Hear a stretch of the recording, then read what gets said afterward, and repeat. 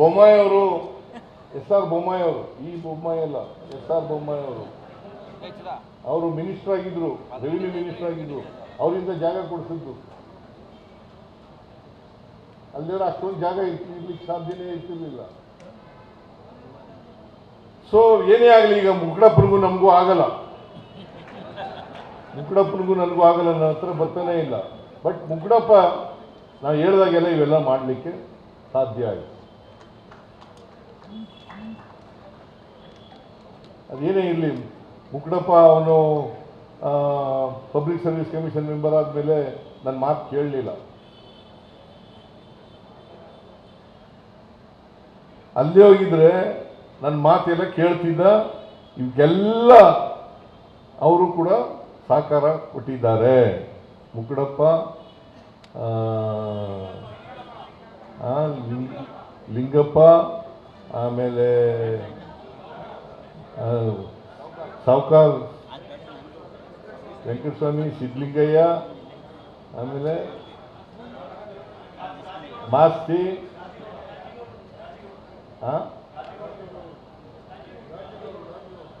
ರಾಜೀಗೌಡ ಅಲ್ಲೇ ಅಷ್ಟೇ, ಅವನ್ನೆಲ್ಲ ಇಲ್ಲೆಲ್ಲ ಇರಲಿಲ್ಲ. ಅಲ್ಲಿ ಹುಬ್ಬಳ್ಳಿ ಹಾವೇರಿನಲ್ಲಿ ಅಲ್ಲಿ ಇದ್ದದ್ದು ಶಿವಣ್ಣ, ನಿನಗೂ ಸ್ವಲ್ಪ ಗೊತ್ತಿದೆಯಾ? ಯಾಕೆ ಹೇಳದೇ ಇಲ್ಲ ಸತ್ಯ. ನಮ್ಮಲ್ಲಿ ಏನಾಗಿದೆ ಅಂತಂದ್ರೆ ಎದರ್ಕೊಂಡು ಒಬ್ರು ಬಾಯಿನೇ ಬಿಡಲ್ಲ. That is the problem. ಸತ್ಯ ಹೇಳ್ತಕ್ಕಂಥ ಧೈರ್ಯ ಮಾಡೋದೇ ಇಲ್ಲ. ಶಿವಣ್ಣನಿಗೆಲ್ಲ ಗೊತ್ತು. ಹೇಳೋದೇ ಇಲ್ಲ ನೀನು. ಏಯ್ ಕುತ್ಕಳೆ,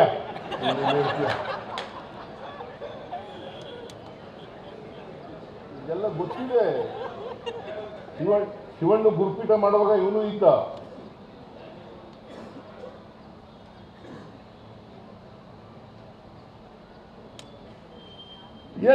ಒಬ್ರು ಬಾಯಿ ಬಿಡೋದೇ ಇಲ್ಲ.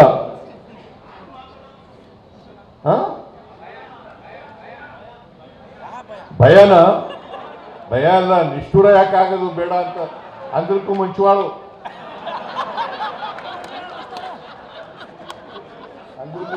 ಅನಂತರಾಮಯ್ಯ.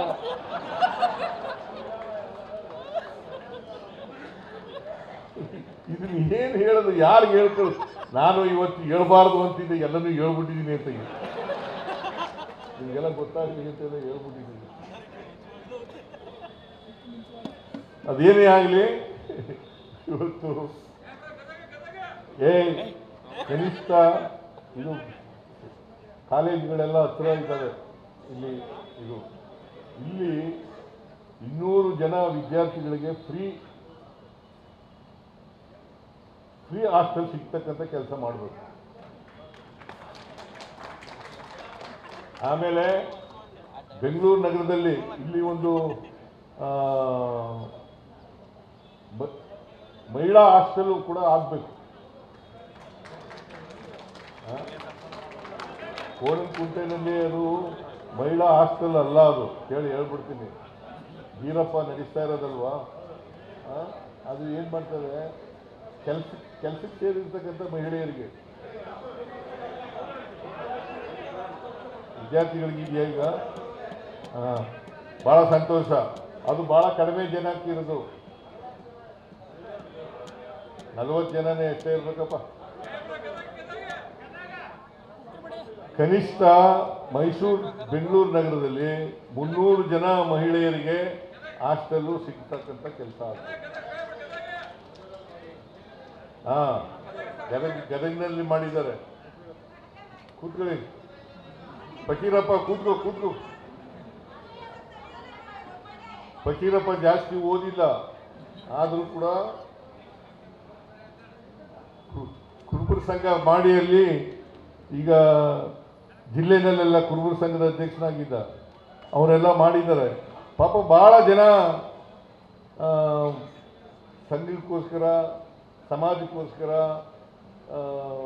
ಮಠಕ್ಕೋಸ್ಕರ ಕೆಲಸ ಮಾಡಿದ್ದಾರೆ.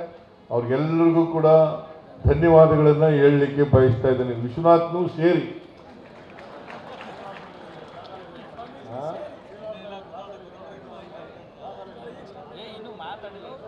ಹಾಂ ಲಾ ಕಾಲೇಜ್. ಆಮೇಲೆ ಅಲ್ಲಿ ಶ್ರೀನಿವಾಸ್ ನಗರದಲ್ಲಿ ಬಿಲ್ಡಿಂಗ್ ಕಟ್ಟಿದ್ದೀವಲ್ಲ ಈಗ, ಓಪನ್ ಆಯ್ತಲ್ಲ,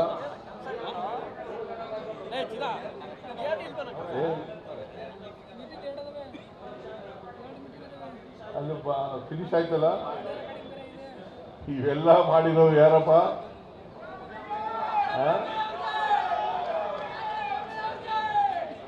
ಎಲ್ಲ ಯಾರಿಗೆ ಮಾಡಿರೋದು? ಹಾಗೇನೆ ರಾಜ್ಯದ ಹಿಂದುಳಿದವ್ರಿಗೂ ಮಾಡಿದ್ದೀನಿ, ದಲಿತರಿಗೂ ಮಾಡಿದ್ದೀನಿ, ಅಲ್ಪಸಂಖ್ಯಾತರಿಗೂ ಮಾಡಿದ್ದೀನಿ, ಅಹಿಂದ ವರ್ಗದ ಎಲ್ಲ ಜನರಿಗೂ ಕೂಡ ಮಾಡಿದ್ದೀನಿ.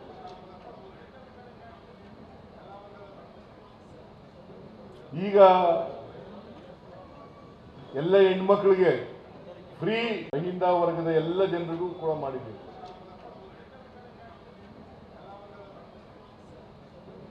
ಈಗ ಎಲ್ಲ ಹೆಣ್ಮಕ್ಳಿಗೆ ಫ್ರೀ ಬಸ್. ನೀವೆಲ್ಲ ಕಾರ್ನಲ್ಲಿ ಬರೋರು, ಇವರೆಲ್ಲ ಏನಮ್ಮ ಡಾಕ್ಟ್ರೇ ಕಾರ್ನಲ್ಲೆಲ್ಲ ಬರೋದು ನೀನು? ಕಾರ್ನಲ್ಲಿ ಬರೋರು ಎಲ್ಲ ಮಹಿಳೆಯರಿಗೂ ಕೂಡ 7 ಕೋಟಿ ಜನಸಂಖ್ಯೆ ಇದೆ ದೇಶದಲ್ಲಿ, ಈ ರಾಜ್ಯದಲ್ಲಿ 7 ಕೋಟಿನಲ್ಲಿ 3.25 ಕೋಟಿ ಮಹಿಳೆಯರಿಗೆ ಫ್ರೀಯಾಗಿ ಬಸ್ನಲ್ಲಿ ಓಡಾಡಕ್ಕಂತ ಮಾಡಿರೋದು. ನನ್ನ ಹೆಂಡತಿನೂ ಸೇರಿ, ರೇವಣ್ಣ ಹೆಂಡತಿನೂ ಸೇರಿ.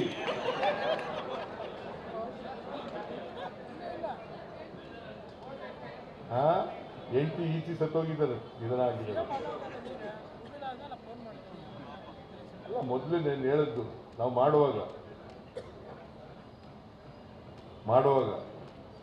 ಆಮೇಲೆ 2,000 ರೂಪಾಯಿ ಮಹಿಳೆಯರಿಗೆ ಫ್ರೀಯಾಗಿ, 1,24,00,000 ಮಹಿಳೆಯರಿಗೆ ಫ್ರೀಯಾಗಿ 200 ರೂಪಾಯಿ. ಅದು ಎಲ್ಲ ಜಾತಿ ಇದೆ, ಎಲ್ಲ 2,000 ರೂಪಾಯಿ ತಿಂಗಳಿಗೆ, 2,000 ರೂಪಾಯಿ. ಬಿಜೆಪಿಯವರು ತಗೋಬಹುದು, JDSನವರು ತಗೋಬಹುದು.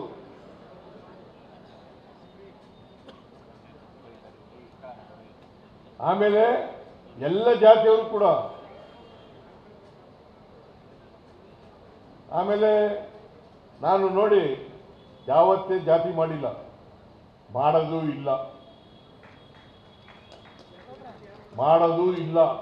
ಜಾತಿ ಮಾಡಲ್ಲ, ಮಾಡೋದು ಇಲ್ಲ.